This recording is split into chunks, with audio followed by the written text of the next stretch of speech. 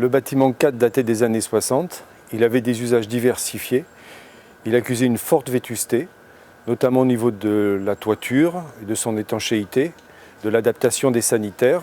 Tout ceci a nécessité une rénovation complète et une réhabilitation thermique.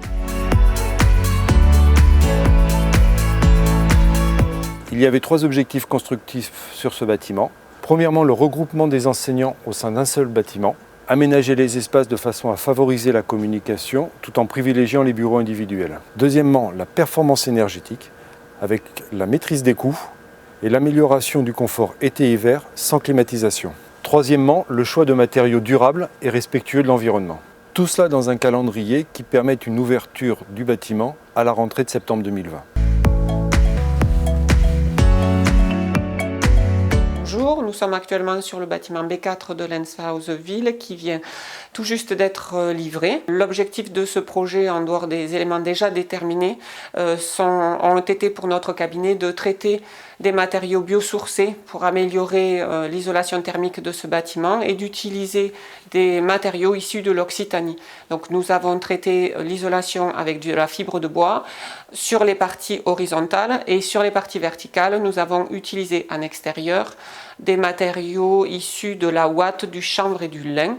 Et nous avons habillé l'ensemble de ces parois avec des parois de briques pour réhabiliter l'architecture de ce bâtiment. On se trouve ici sur l'aménagement central du bâtiment qui était réparti en 3 zones, les 2 parties bureaux de part et d'autre d'une circulation centrale assez large qui allait du nord au sud. Cet aménagement a été complètement requalifié pour créer des dédales dans la circulation et créer des lieux d'échange et de communication pour les gens qui travaillent dans les bureaux.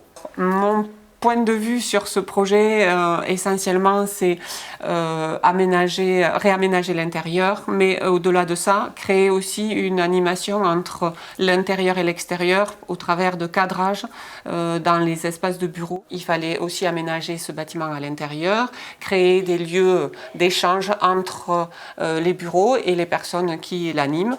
La circulation est donc un élément essentiel et cet échange entre intérieur et extérieur a été pour moi une des plus grandes priorités pour que ce lieu soit vraiment un lieu de qualité. Un des challenges importants sur cette opération a été de trouver des gens qui ont été très réceptifs à l'idée d'utiliser, de travailler un bâtiment durable et d'utiliser des matériaux pour pouvoir y accéder.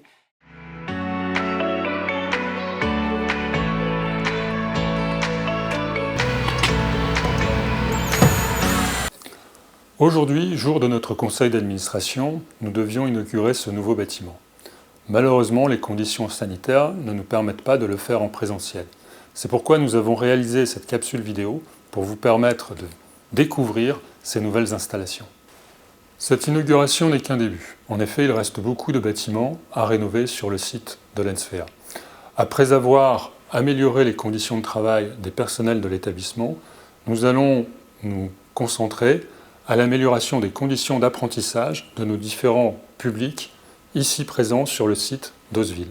En effet, nous allons, dans l'esprit de la rénovation de ce bâtiment, consacrer des moyens à améliorer les conditions d'apprentissage et à investir dans des projets nouveaux, innovants, tels que le Learning Center ou tout autre projet qui nous permettra d'avoir les meilleures conditions possibles de formation de nos publics apprenants. Cette inauguration est donc une première étape vers la rénovation du site.